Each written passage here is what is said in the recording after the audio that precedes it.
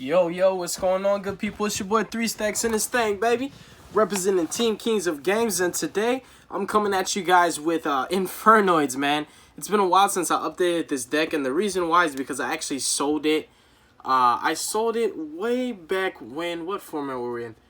Yes, I sold it when Dark Saviors came out, so that was quite a while ago, and I hadn't picked it up ever since then. I've just been getting so many decks, man. It's crazy, dude. Sometimes it just gets out of control.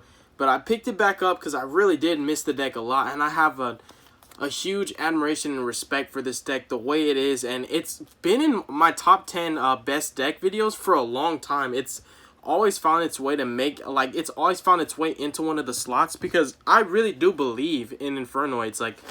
I believe in their potential. I believe in how incredible they are. I think if you want to play them competitively in today's metagame, I think the best route to take is obviously Infernoid Lair of Darkness. It just has the most competitive, applicable, and it's just generically applicable to every format. It has just the highest competitive applications, the highest ceiling.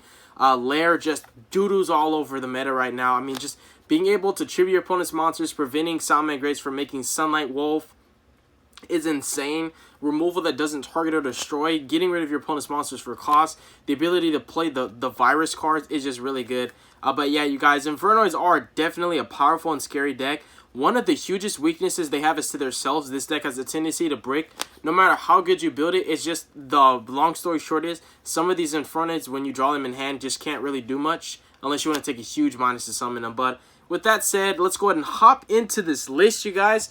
I'm actually really excited to be showcasing this to you because Infernoids, they need some love right now, bro.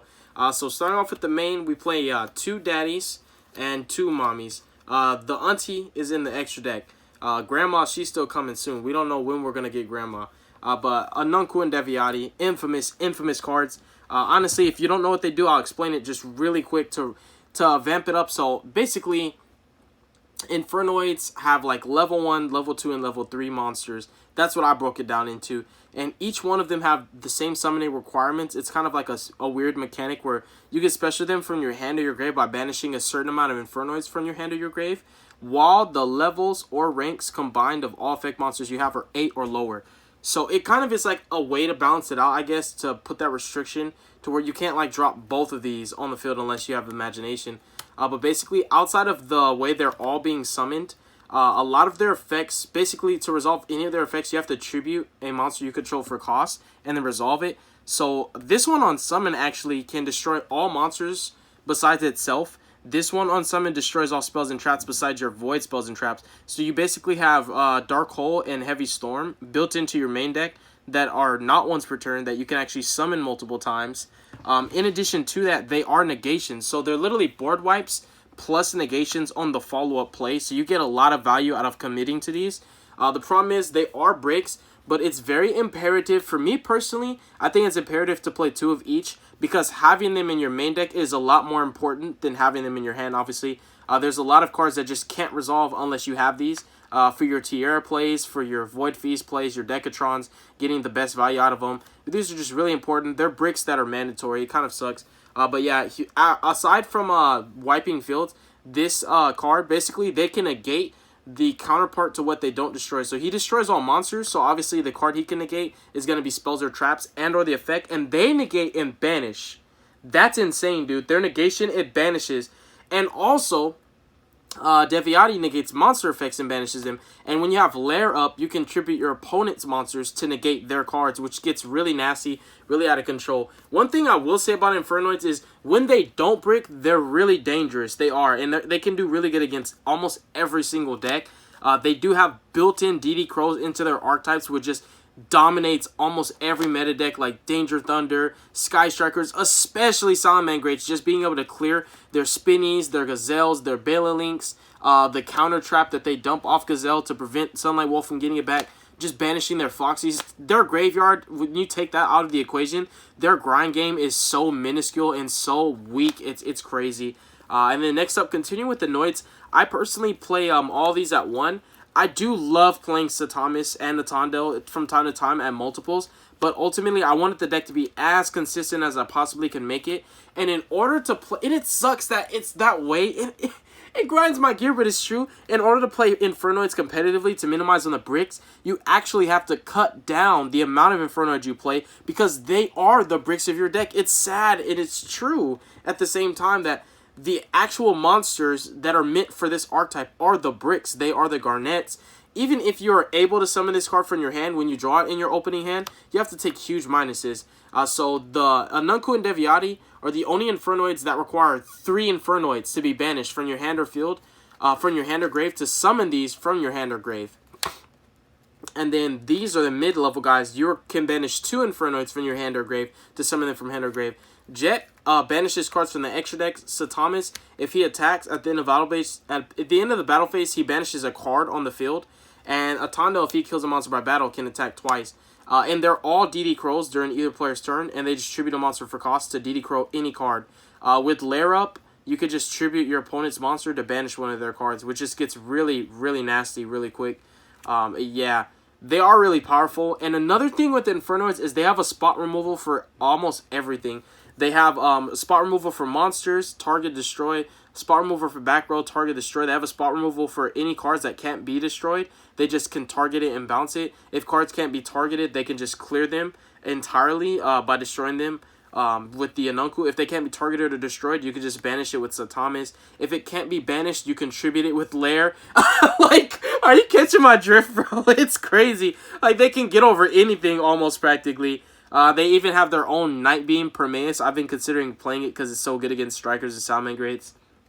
Yeah, they just have, like, spot removal for everything and board wipes. And they have negations. And they have, like, insane grind game synergy once you get your grave set up correctly. So, once everything is established and they don't brick, they're actually really nasty. And it does get out of control really fast, you guys. So, yeah, Infernoids are really strong. It's just... Everybody that plays Infernoids understands that they just brick. When they don't brick and you don't get hand traps, oh my goodness. Heaven save whoever we're playing against. 3 Decatron. Decatron is the best normal summon of the deck. I do play other cards for normal summons. Also, these are the Noids that I naturally play at higher ratios before. But I decided to play one of each just because this deck I'm trying to make it as competitive as I possibly can. So 12 Noids essentially is your maximum / minimum. It's like the least amount of Noids that you can get away with playing while still playing enough Noids for your feast to be good enough, for your imagination to be good enough. And I play Future Fusion. I love the card. You can hate me all you want. You can talk crap about me, be negative, but I'm never going to stop playing Future Fusion. So one of each. Patrulia targets a spell or trap on the field, destroys it. Harmadig destroys monsters. And Antra just bounces any face-up card, so you can get over Colossuses. And Decatron is any Infernoid you want him to be. He dumps them from deck to grave and becomes their effect.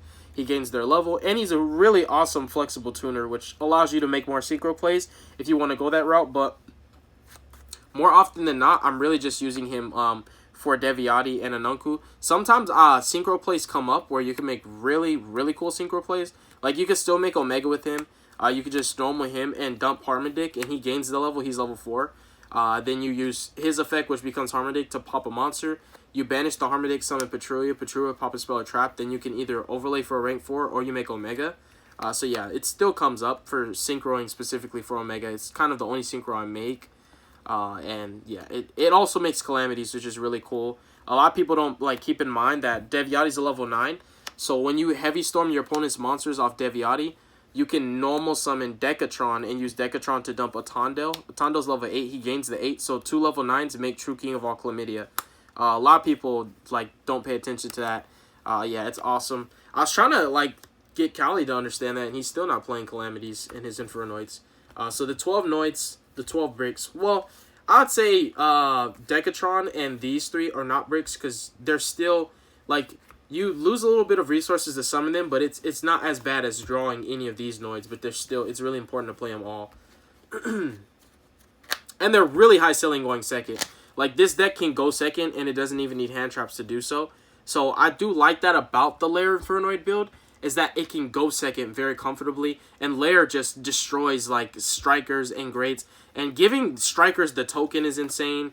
Just banishing their rays and their engages when they try to target it with Kagari. Banishing their the best effects, the best cards they could get from Kagari. banishing, you know, multi-roll targets, like good multi-roll targets and stuff like that. It's just crazy good. I play 3 Lilith. I'm a huge advocate for Void Feast Turbo.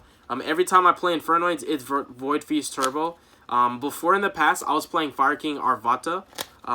But the normal summon slot ended up going to the Lilith and also Arima. Occasionally I summon him. But he's to search out my Lair of Darknesses. And also when Lair's up, he's basically an upstart goblin. On legs, I could just tribute my opponent's monster to draw a card, which is pretty good still. I like this ratio. I think it's important to play more than just 3 Lairs. Like, a lot of people just play 3 Lairs and just call it a day. I would always play this over Terraforming because it's more flexible. It could draw and search the Lair. And at the same time, just having extra copies really helps. Because Lair, ultimately, Lair of Darkness can be a win condition for this deck all by itself. Lilith is nuts. Next up, the only hand trap that I've ever played inside of Infernoids has always been Gamma. I just felt that no other hand trap had the synergy that Gamma has with this deck. And I like when cards have multi-purpose. I like when they're not just for that application where it comes up where it's like, oh, I can just Gamma a hand trap. It's like all the Infernoids tribute themselves for cost. So as you're making your plays, you're clearing your own field to the point where you have no monsters. You're tributing your own monsters for their effects. All of them tribute for cost. And you're able to resolve Gamma, especially like when you have Void Vanishment and you discard for cost and they're like Ogre or Ash. You chain Gamma, you punish them. And your Void Imagination, it resolves. Your Void Vanishment resolves, so then you can't make Omega because for the rest of the turn you can only summon Noids, but you stop the Ash, which means that your Feast can come out, and it's just going to be game over. And the same thing when you have Feast and you activate it and they ask you on their standby and you have Gamma, you can punish them for it. It's really, really insane. Gamma just being a negation in addition to, like when you have Feast with a valid target for Feast and Gamma, you essentially have 3 negates because you could use Decatron, tribute themselves to negate, tribute Jet to banish a card from your opponent's grave, and then negate with Gamma, and just continue destroying and decimating your opponent. It's really good. So yeah, Gamma, it's my favorite hand trap in this deck. The synergy and Omega is just really important in this deck. Just returning your banished Noids because you start running out of resources. Starting off with the spells, I'm sorry, dude. Hate on me all you want. Drop a hate comment. Do it. It's never going to change. Like, the only person that's going to be wasting their time is you if you think you're going to change my mind from playing Future Fusion. So Future Fusion is a win condition in itself. It literally says, kill me now or I'm going to kill you next. And everybody that, like, I hear these arguments all day. Oh, they could just pop it. That's like saying, I'm not going to play Card Demise because somebody can Ash Blossom it. I'm not going to play Pot of Desires because they could be Ash Blossom. I don't want to play multi-roll because they can Ghost Ogre it. Like, if you don't play a card just because an out in the universe exists, that just sounds really dumb to me. I don't get it. There's an out for everything. I don't want to play Masterpiece because they could just Kaiju it. Stop it. If it wins the game, they literally have to out it right then and there or you're going to win the game. Oh, I don't want to play Masterpiece because if they Kaiju. If they don't have the Kaiju, you're going to win. And the same with Future Fusion. If they don't have the out, you're going to win. You're literally sending every Infernoid into your deck. From your deck to your grave during the first standby after the activation. Second standby, you get out Tierra. And it's just game over. Tierra's going to return some Noids, send your and then pop cards. It's crazy. Future Fusion just applies a heaping amount of pressure. It also keeps your opponent's attention off of your Lair. Normally, the best opening for this deck is with Fusion. Basically opening Lair, Void Feast, and Fusion. The Void Feast and the Lair will allow you to protect your Future Fusion. Because essentially, you're worried about resolving Future Fusion so that you get every Noid from your deck to your grave. And it's just game over. Like, it's so hard to lose when you have all your Noids in your grave. There's so much that you can do. Like, it's crazy. So, Future Fusion is ridiculously powerful. I don't know why you wouldn't play it. But I say this, to each his own. I will never tell you how to play your deck, so please don't ever try to tell me how to play my deck, because it's mine. It belongs to me. I can play it however I want, and you can't stop me. Next up, 3 copies of Void Vanishment. Void Vanishment is nuts. It's actually just a win condition as well, because resolving Feast against even the best decks sometimes is just way too much. Like, especially like when I play Soundman Greats and I have multiple Feasts, if I have double Feast, I'll resolve 1, and then I'll hold the second Feast. Like, unless I have to, because, like, I only have 1 target, so I have to chain Feast and then send the first Feast off the second one. That's the only time I will. But normally, when you're able to and you have valid targets for a double Feast, you get double Decatron and Jet, and then on the second one, you literally get out Antra, Harmadic, and Patrulia, and their levels combined. I'm sorry, you go, Patrulia, No, yeah, you go Patrulia, Harmonic, and Decatron, and that's 8. And you use Decatron to dump Entra, so that you get 3 DD Crows after the 2 negations. And Salamangreats grades can't play through 4 DD Crows. They just can't. Yeah, this card's just ridiculous. It also helps you to out cards because you can banish the Noid that you have that's banishing your opponent's monster and that monster that is battling. So Vanishment is just, it's really good, you guys. This is a proxy. It's 3 Pot of Extravagance. It's so good in Infernoids. They don't really care about their extra deck. It's more main deck eccentric than anything. And I played 2 copies of Lair. I felt it was a comfortable ratio for me. You could play 3 Lairs, but I actually like the 2 Lairs in the 2 Arima. So I don't ever have the issue of drawing multiple Lairs or drawing Lair plus Arima. Because like when you're playing 3 Lair, you're more prone to draw 8 plus Arima. That's why I decided 2 of each is perfect. It's kind of like playing 4 Lairs, but a lot more comfortable. And you'll see it when you see it. If you don't, it's not the end of the world. I do think like Lair is really important, so I would suffice it to say I would play more, but I just really, again, I'm trying to make the deck as consistent as I possibly can. I only have 2 Imaginations. Personally, I feel every list should be playing 3 because it has the highest ceiling going second. Just in this deck in general, like it's the highest ceiling going second card for the Infernoid archetype. It's just a bombshell. You just blow them out. You Tierra, pop 3 cards, send 6 Noids, just return your banished. It's crazy. You get to mill cards. It's just so stupid. And having multiples allows you to just summon Anunku and Deviati, and their levels become 1. It's just so good. Like, it's another reason why this deck can go second, and it doesn't matter. But I only own 2. I would play 3. And then Monster Gate and Reasoning and 1-for-1, just like the sackiest 1-ofs of the deck. 1-for-1 is insane. We already know that Decatron's nuts. Reasoning is good, but I think Monster Gate, I like it better because it has that synergy with Lair where you can tribute your opponent's monster for Monster Gate and then you just get to sack them and dump as many Noids as you can, depending. Because also Gamma cannot be normal summon or set, so you're playing more monsters that will allow you to continue milling. So unless you hit Decatron or Lilith or like Arima, you can just keep going. And I just really pray that I hit them after I've dumped at least like 3 Noids. So that's it for the spells. The spells is really where it's at, you guys. Like Extravagant and Vanishment and Future Fusion and Lair and Imagination are just so high ceiling. It's ridiculous. When you see your spells, your hands are amazing. I play 6 traps. I wanted to play more, and I'm still debating. The build's still under construction, I would say. Like, I wanted to play double Eradicator in the main deck to have more trap trick targets, and I was considering permanences. I even considered Sanctums. It's still up for debate for me personally. I'm not done with the trap lineup either, but for now, it's Feast Turbo. You have your 3 Liliths, your 3 Vanishment, your 3 Trap Tricks, and 3 Feast. You have 12 ways to access Feast. And then for your Feast targets, Feast can send itself. You have Imagination and you have Vanishment. So it's really consistent getting to Feast. It's a 44 card main deck. Now for the extra deck. We have 3 Unts. It's mandatory. You're playing it with Tierra. Tierra just blows. It just blows boards up going second. When you have Imagination and you're playing against meta decks that summon for the extra deck, you just get to punish them. It's like back in the day when people would not play around Shaddoll Fusion. These are 3 Tierras. I don't have any, but when I get them, these proxies will become Tierras. Infernoid Tierras, the auntie. She's OP, bro. And guess what? When you resolve Future Fusion and summon her, you get all of her effects. If you dump 12 Noids, you get everything. You get, like, okay, we both discard our hand. I get my banished stuff back. I get to mill. I get to send cards from my extra deck. It just gets stupid. This is why Future Fusion is so broken, because you get every single one of Tierra's effects. I've even, like, considered going back to the ratio of 14 Noids so that I can consistently keep enough targets for Future Fusion to just give her all of her effects. You guys just really don't sleep on Future Fusion. Like, seriously. Like, don't hate on a man just for playing his deck the way he wants to play it. Like, God forbid somebody pays money for their cards and just plays it the way they want.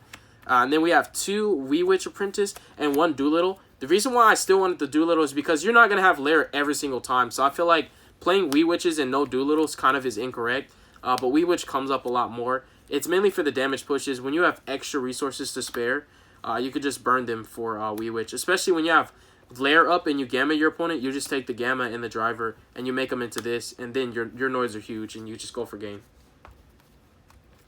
Then we have Master King Archfiend. This card is so good in any Fiend deck that operates the way this one does. Akashic and Security Dragon, it really helps you out when you're trying to push, breaking boards. Especially when you're just basically, you can link spam just by continually to summon Patrulia, Harmadic, and Antra from the grave. Just banish one summon, and you just can link climb with them. It's really good, you guys, seriously.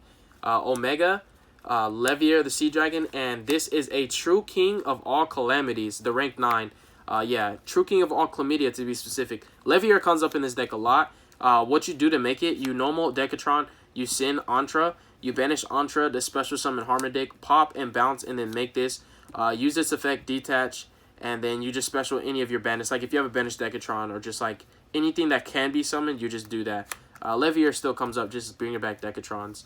And Chlamydia, True King of all Chlamydia, if you were curious how you make it, if you weren't paying attention when I was talking about how you make it, you basically summon Deviati from your graveyard.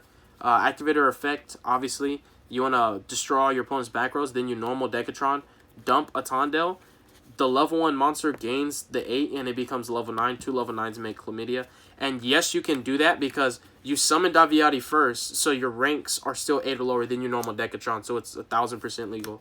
But yep, that's the deck profile, you guys. Thank you so much for watching the video. I appreciate you guys. Make good choices. God bless you. Don't hurt your brain cells. Don't do drugs. Stay positive, you guys. I'm going to be updating my prank kits and also my for hires. And I think that's going to be all the content for this weekend. And then I've got a week of just, yeah, nonsense. I'm not going to be able to upload for a while. I'm going to be really busy. But yeah, thank you guys so much, yo. Peace.